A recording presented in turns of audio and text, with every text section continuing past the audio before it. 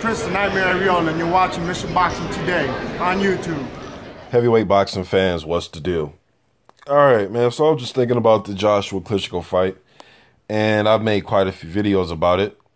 So just adding to the collection, I guess. But one thing I've been thinking about, I've actually thought about this for a while, man. I actually did a video like this probably like a year ago, but I was just talking about now. Okay, Anthony Joshua's in supreme condition. Okay, but one thing I often worry about, and it's not just the Anthony Joshua thing, okay? So for you big Anthony Joshua fans out there, it's not just an Anthony Joshua thing. It's whenever I see a fighter like this, especially at the heavyweight division.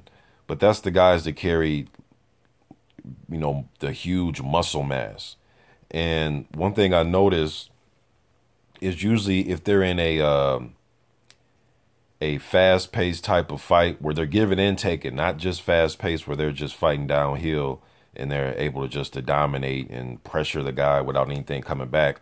But I'm talking about giving and taking in, and fatigue is starting to set in, and you know you're going down the stretch of a fight. Now, Joshua's not been in them type of positions yet, you know what I mean, because he's been able to get guys out of there.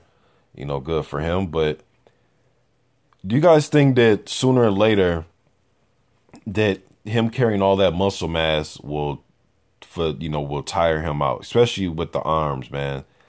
I mean, this dude has tree trunk size arms, dude. I mean, it's ridiculous. You know what I mean? But and he isn't the first guy I've seen carry muscle, so I'm not making it out to be he's the only guy. All right, I'm not saying that, but I'm just saying usually when guys are that just have that much muscle on them, they usually struggle down the stretch of fights, 12 rounders. You know what I mean? Especially if they're in a competitive fight.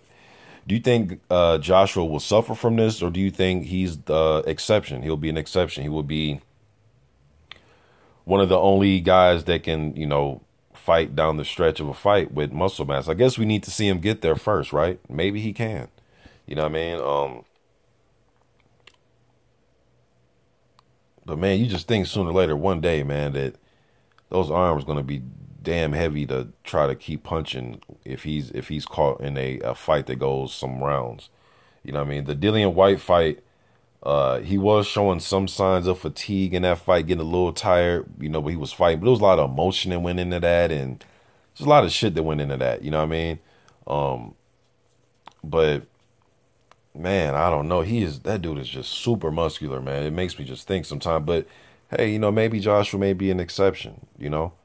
You know what I mean? But he's still young right now.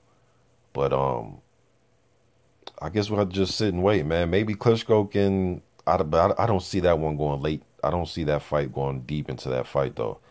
But maybe he gets in there with somebody that'll make him think, make him miss, especially if he starts missing.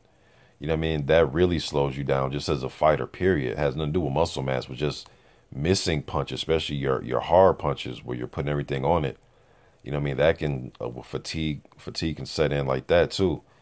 You know what I mean? But what do you guys think about this, man? Anthony Joshua and his muscle mass. Do you think, hey, man, he's an exception, you know, or he's going to be one of the handful of guys that can fight with this muscle mass to be very successful, whether it's a 4-round knockout or if it's a 12th round? You know, he goes into the 12th round into a grueling fight. Let me know what you guys think about this in the comment section. I'm out.